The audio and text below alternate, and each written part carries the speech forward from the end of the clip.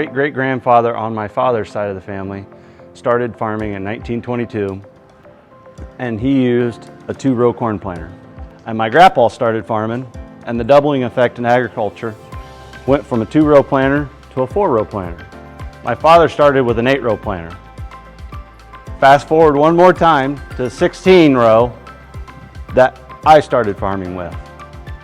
The doubling effect in agriculture. The story of a farming family in a planter. Meet Mike Jackson. He writes his family's ongoing farming story on a rolling 2,000-acre corn and soybean farm outside Oskaloosa in south central Iowa. I am a 6th-generation family farmer in southern Iowa, Mahaska County. My wife and I farm with my parents, my mother and my father. We raise corn, soybeans, and we also do cover crops with no-till.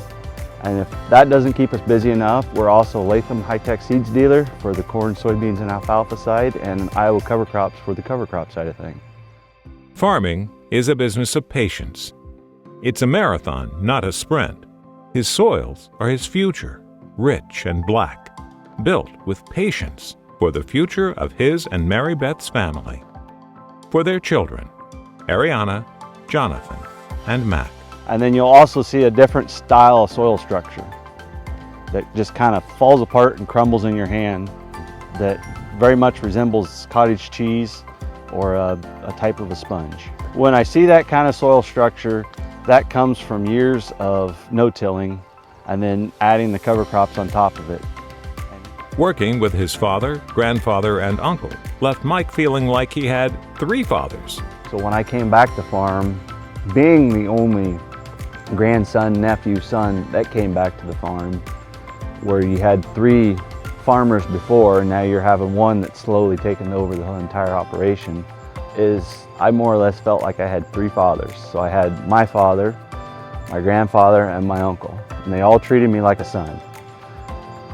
Some days, son or hired hand, it was kind of a toss-up, but it was a very interesting, it taught me to be able to take direction, take orders from 3 different people going 3 different directions and get the job done in the end. On some days, Mike Jackson becomes Farmer Mike. Farmer Mike reaches out to schools from Iowa to Florida to teach young students about farming. How does corn become feed for hogs? Farmer Mike shows them. I think outreach into the community is very important.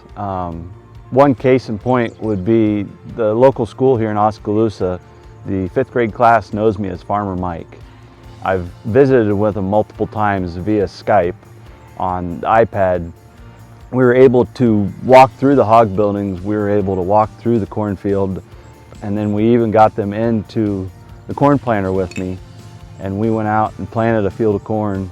And then at the end of that year, I was able to go and dig up one of those corn plants and take that corn plant in and show it to the students to see what that little seed turned into.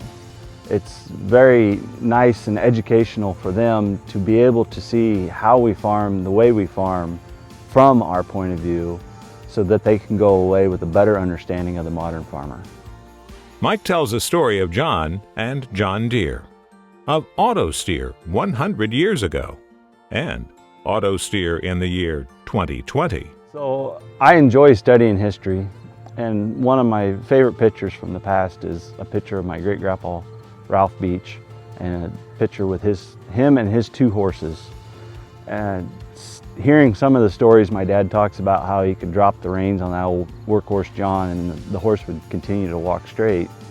And then you fast forward to today, to modern times, where I don't drop the reins, I push a button in my tractor and the tractor will turn and drive straight for me. It started with the original auto steer, and now I'm using the same electronic version.